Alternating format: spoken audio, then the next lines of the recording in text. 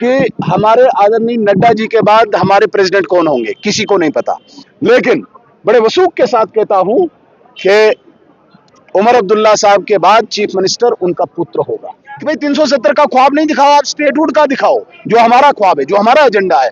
उमर अब्दुल्ला साहब जाएं, घर घर जाएं, सिग्नेचर कराएं, हम साथ हैं, हम वेलकम करते हैं। कहां मरोड़े अटका रहे हमारे। नगरोटा में तो सब पार्टीज ने पहले ही अपनी हार को स्वीकार कर लिया है।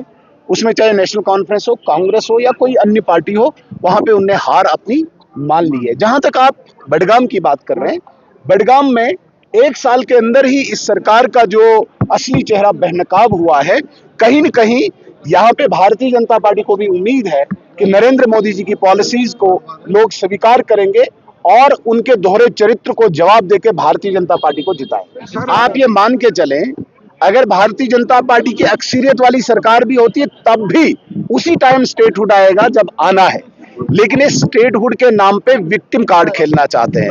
आपने बोलो, आपने जो वादे किए थे, स्टेटहुड तो कोई वादा नहीं था मैनिफेस्टो में। हम यही कह रहे हैं कि भाई यही हमारा एजेंडा था, यही मोदी जी का एजेंडा था। आप घर घर जाओ, सिग्नेचर कराओ कि स्टेटहुड ही मिलेगा, ये हमारा एजेंडा है।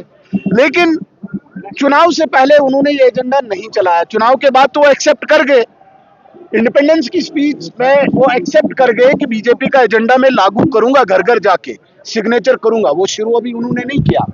ये जो दोहरे चरित्र वाले जो लोग हैं, इनसे आप कश्मीर की जनता तंग आ चुकी है और इन्हें अब इस इलेक्शन में जवाब देना चाहिए। नगरोटा में तो सब पार्टीज ने पहले ही अपनी हार को स्वीकार कर लिया है।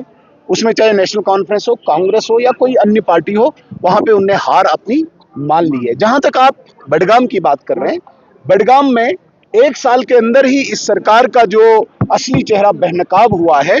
कहीं न कहीं यहाँ पे भारतीय जनता पार्टी को भी उम्मीद है कि नरेंद्र मोदी जी की पॉलिसीज को लोग स्वीकार करेंगे और उनके दोहरे चरित्र को जवाब देकर भारतीय जनता पार्टी को जिताएंगे। बात आगे अड़का रही है। उन्होंने कहा कि भाई 15 अगस्त की स्पीच में मैं घर घर जाके सिग्नेचर कराऊंगा।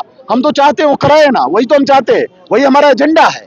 कि भाई 370 का ख्वाब नहीं दिखाओ, आप स्टेटहुड का दिखाओ, जो हमारा ख्वाब है, जो हमारा एजेंडा है। उमर अब्दुल्ला साहब जाएं, घर घर जाएं, सिग्नेचर कराएं, हम साथ हैं, हम वेलकम करते हैं। कहां मरोड़े अटका रहे हमारी। तो लेकिन आप ये कहना चाहते हैं कि चूंकि शेख खानदान का, अब्दुल्ला खानदान का शहजादा चीफ मिनिस्टर है, इसलिए फटाफट स्टेटहुड दो। क्यों? उसकी मर्जी चलेगी क्या? क्या उसकी मर्जी चलेगी क्या? जब उमर अब्दुल्ला चाहेगा तब। मैं परिवारवाद उसको मानता हूं।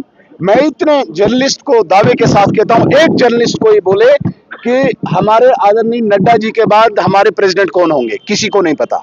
लेकिन बड़े वसूख के साथ कहता हूं कि उमर अब्दुल्ला साहब के बाद चीफ मिनिस्टर उनका पुत्र होगा। इसे कहते हैं परिवारवाद, जहां से डायरेक्शन निकलती है, जहां से डिक्टेटरशिप बनते हैं। परिवारवाद ग्राउंड पे नहीं होता है। विक्टिम कार्ड खेलना चाहते हैं। आप ये मान के चलें, अगर भारतीय जनता पार्टी की अक्सरियत वाली सरकार भी होती है तब भी उसी टाइम स्टेटहुड आएगा जब आना है। लेकिन इस स्टेटहुड के नाम पे विक्टिम कार्ड खेलना चाहते हैं। आपने बोलो, आपने जो वादे किए थे, स्टेटहुड तो कोई वादा नहीं था मैनिफेस्टो में। था क्या? नहीं था। आप इनका मैनिफेस्टो पढ़ो, वहां इनने 370 का ख्वाब दिखाया। आज हम खुश हैं, ये स्टेटहुड की बात कर रहे हैं, हम वेलकम करते हैं, क्योंकि यही हमारा एजेंडा है। जो उमर अब्दुल्ला साहब आज हर घर पहुंचाना चाहते हैं, यही बीजेपी का एजेंडा है।